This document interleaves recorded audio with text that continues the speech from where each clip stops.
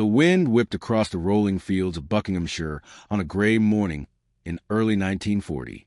At a quiet estate hidden behind iron gates and hedges, the hum of typewriters echoed through corridors lined with blackout curtains. To anyone passing by, Bletchley Park looked like a dull government office, perhaps a filing center for military clerks.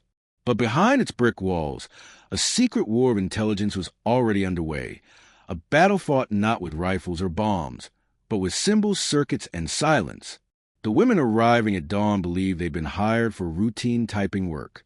They wore modest coats, carried sandwiches and wax paper, and smiled politely at the guards who checked their identity passes. None imagined they were about to break the most sophisticated encryption machine in human history, the German Enigma. The Enigma's power came from its sheer complexity. With rotors that changed letter connections at every key press, it generated over 150 quintillion possible combinations. German commanders trusted it absolutely, convinced that no mind or machine could ever read its secrets. U-boat captains transmitted encrypted coordinates across the Atlantic. Luftwaffe officers sent bombing orders over occupied Europe, and generals relayed plans that decided the fate of entire divisions. The Allies intercepted these messages daily, filling vaults with streams of meaningless letters. Nothing but gibberish, one Royal Navy officer said as he dumped another pile of intercepts onto a desk. The puzzle mocked them all. Yet, in the heart of England, a quiet revolution was forming. A young mathematician named Alan Turing, freshly recruited from Cambridge, was already staring at the enemy's machine with unblinking fascination. He saw logic where others saw chaos. Alongside him were linguists, chess champions, Egyptologists, and hundreds of women from universities and secretarial schools. They were chosen for their patience, precision, and ability to endure monotony without losing focus. The War Office called them clerical support.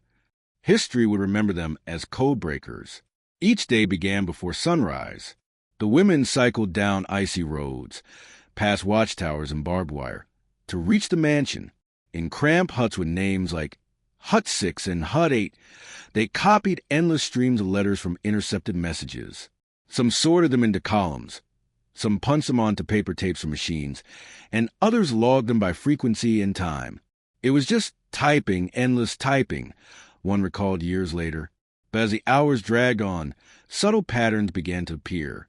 A repeated string, a time coincidence, a word that always seemed to follow another. Beneath the monotony, meaning began to whisper through the noise.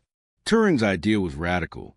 He proposed building a machine, a mechanical brain, to test thousands of Enigma settings automatically. It would use logic to eliminate impossibilities and highlight the few rotor positions that might yield sense. Engineers from the Post Office Research Station joined him, led by Harold Doc Keene, who transformed the sketches into metal and wire.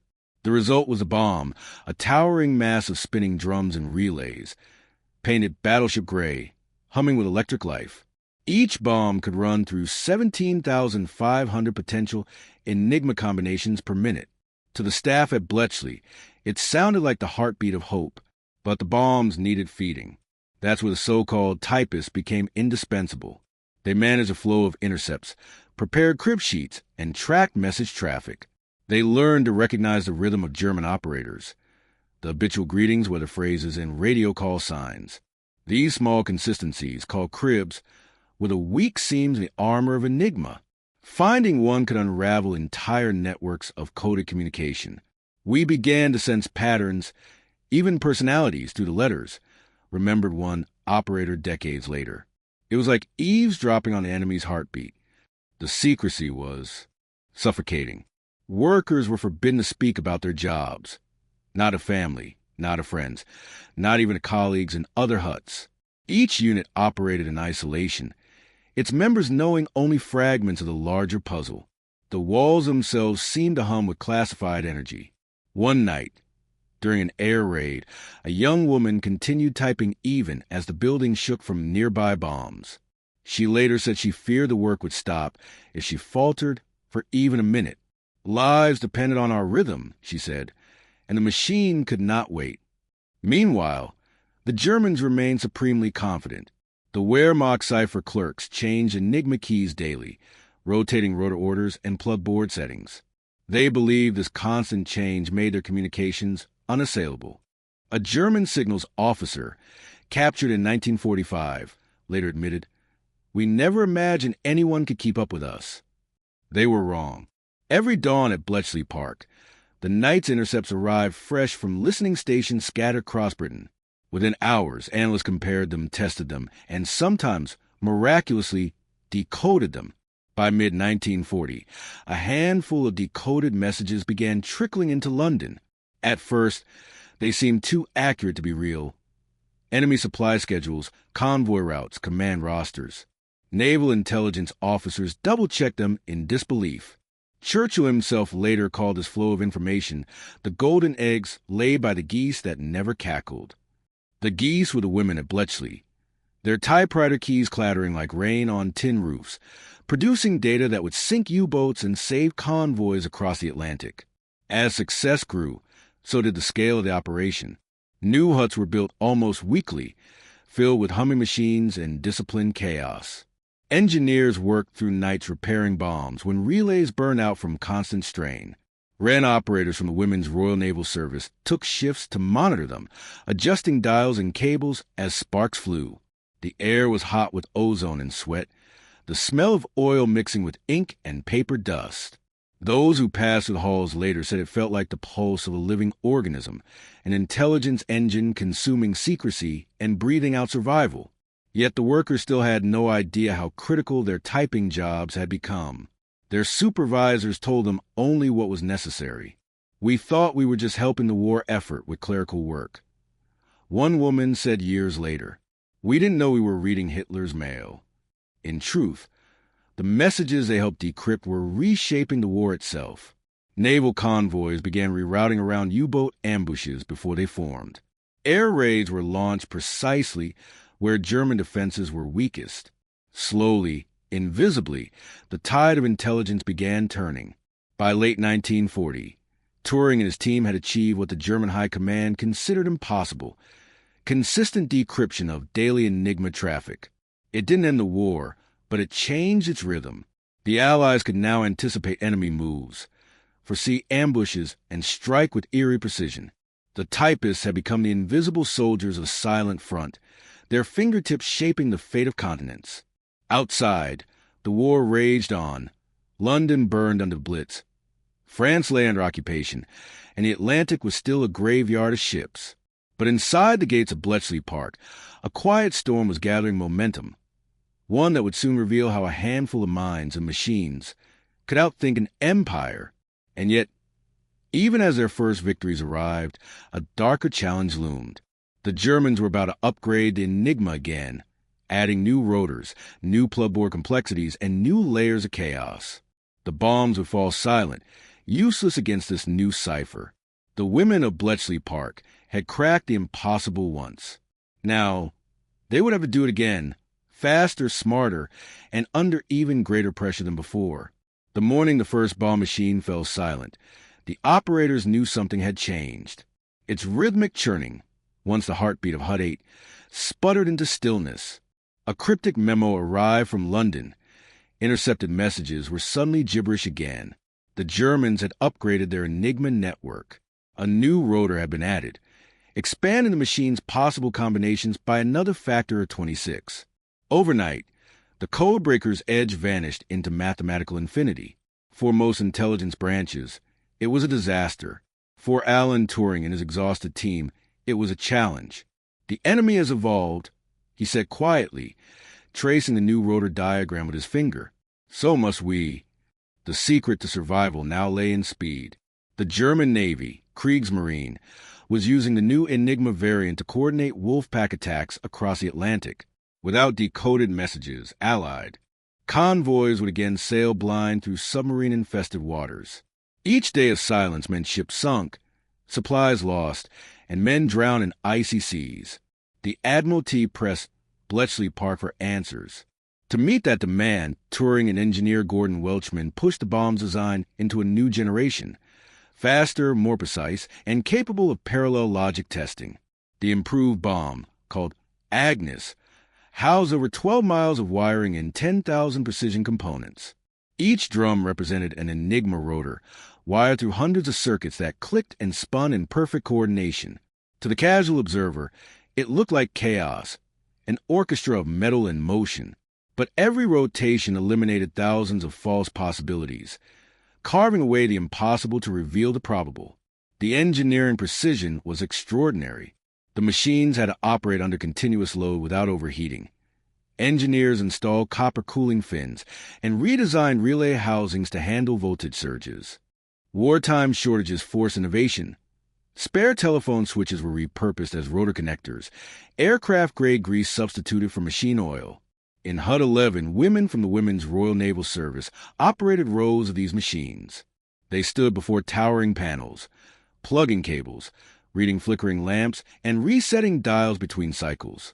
The noise was deafening, a mechanical roar mixed with the faint scent of ozone and burnt rubber. It was like standing beside an industrial storm, one recalled. Yet every light that flashed signaled progress, a potential clue, a heartbeat of comprehension in the storm of chaos. The Wren operators developed an intuitive rhythm with the machines. They could tell from the tone of the motors when something was wrong, when a relay stuck or a drum skipped. Beyond the mechanics, the mathematical battle deepened.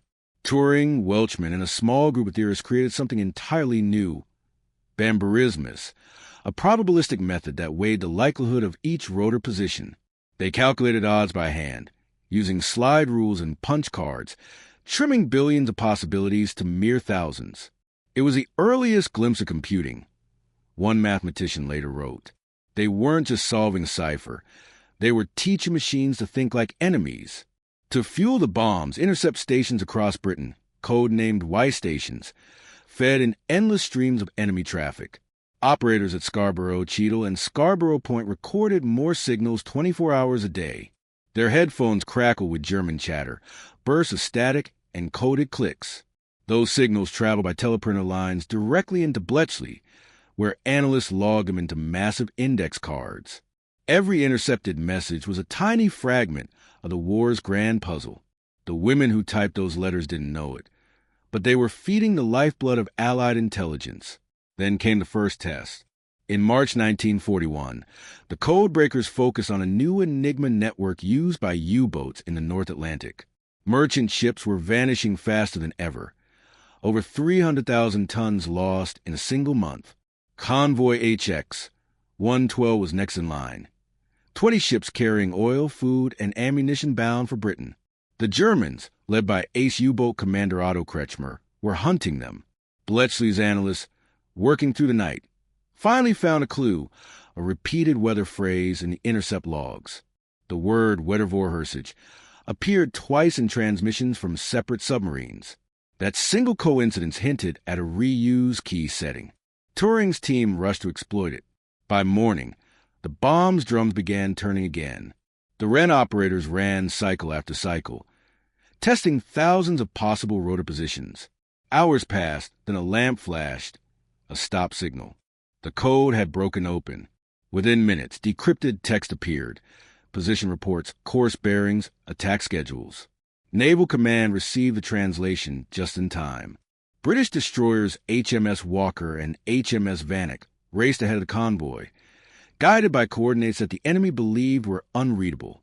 That night, in a storm off Iceland, radar screens flickered with echoes of torpedoes.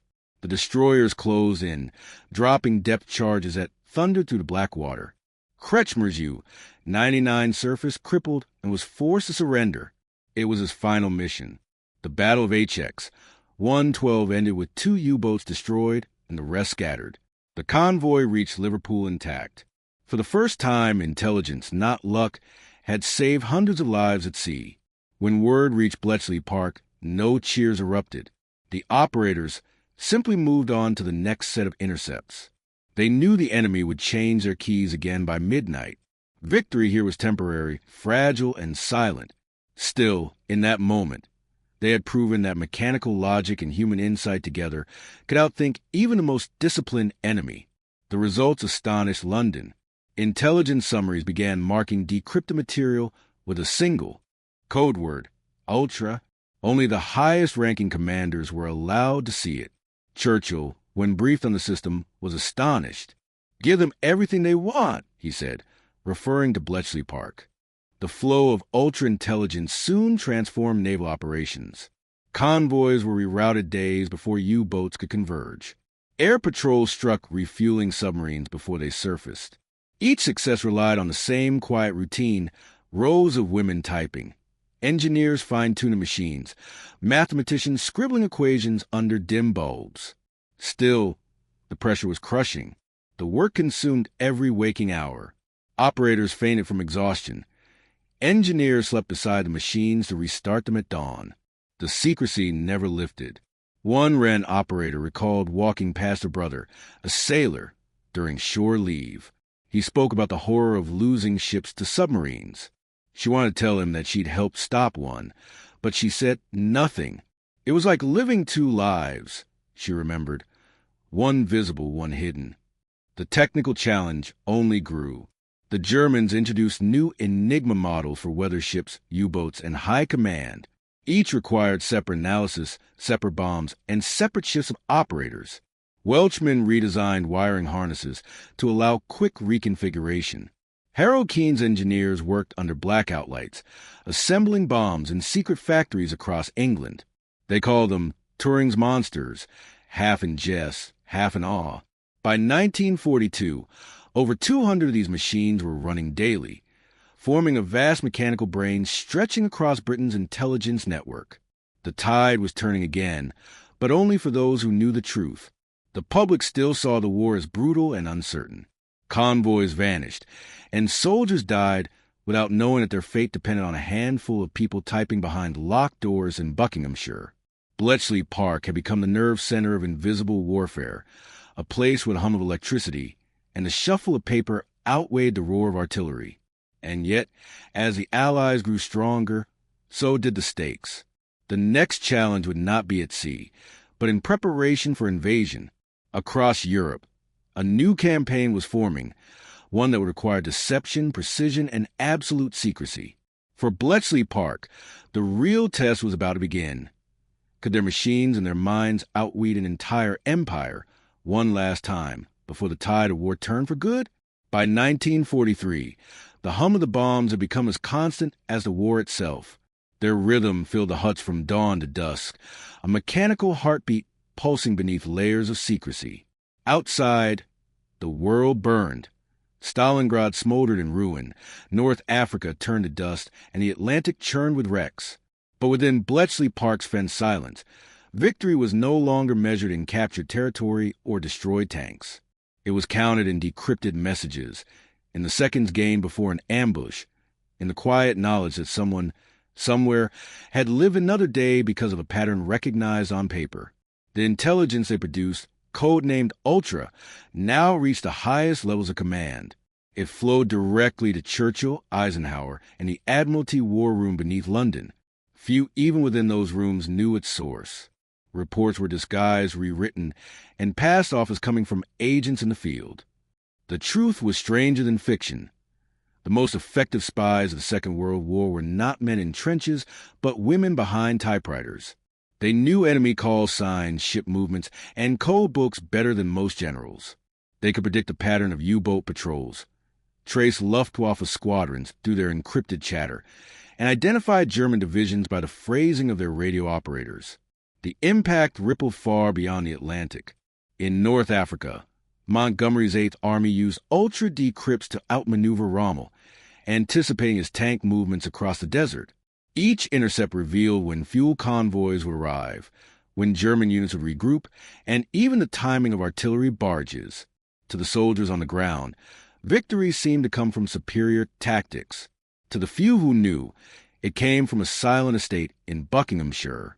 One decrypted phrase, "No fuel available for Panzer Group," was enough to halt a German advance that might have changed the campaign's outcome.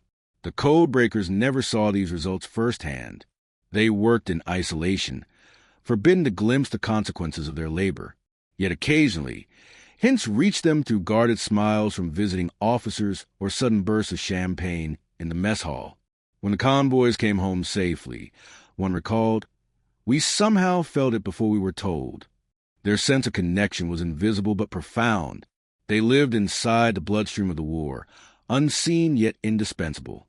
As the focus shifted toward the invasion of Europe, Bletchley Park's role became even more crucial. The Germans had begun suspecting leaks but couldn't locate the source. Their communications grew frantic.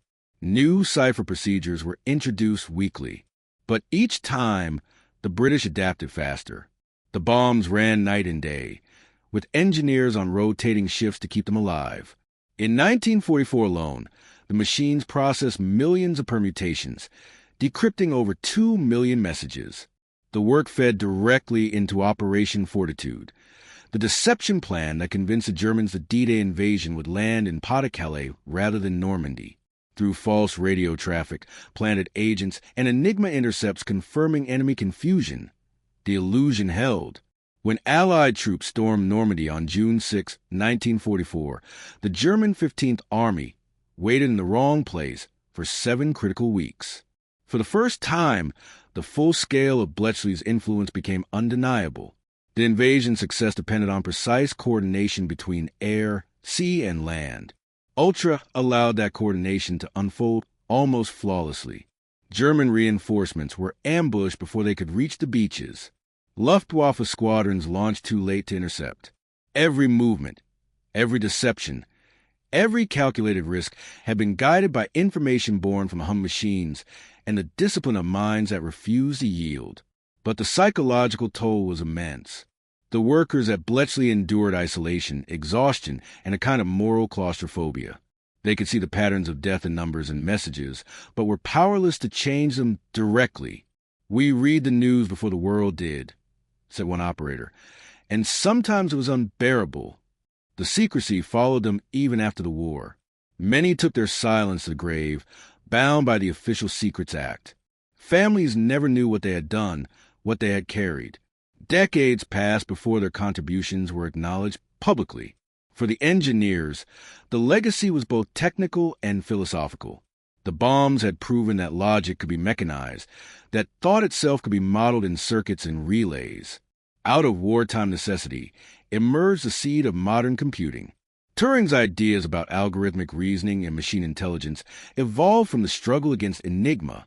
What began as a race to save convoys became the foundation for a revolution in how humanity processes information.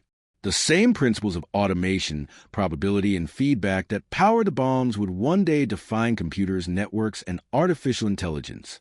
Bletchley's culture precision also transformed military doctrine. The Allies had learned that control of information could shape entire campaigns. The war's future, they realized, would not belong solely to those with the largest armies or most powerful weapons, but to those who could read, predict, and outthink their enemies faster. Intelligence became the modern battlefield.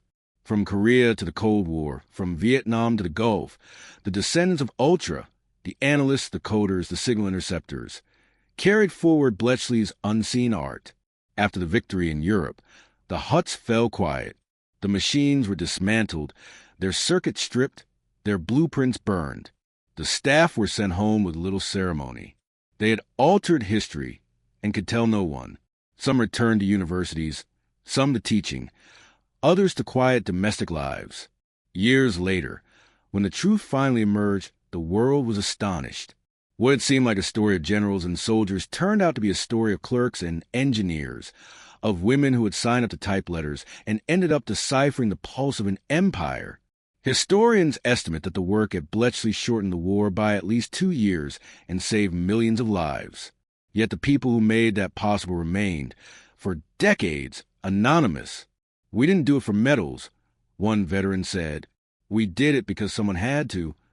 Their humility was as striking as their achievement. They had faced the darkness of war not with guns, but with intellect, endurance, and faith in logic itself. In the end, Bletchley Park stands as a paradox. A place of quiet where the loudest victories were born, a place where ordinary workers accomplish extraordinary things. Within its walls, typists became tacticians, engineers became strategists, and mathematics became a weapon sharper than any blade. When Churchill later called them the geese that laid the golden eggs and never cackled, he spoke not just of secrecy, but of sacrifice. Today, the legacy of Bletchley lives in every encrypted message, every decoded signal, every computer that hums in the name of order over chaos. It reminds us that intelligence is the unseen spine of every triumph. In the darkest hour, when the world's fate balanced on wires and whispers, it was not firepower or fury that prevailed. It was understanding. And perhaps that is the truest lesson of all.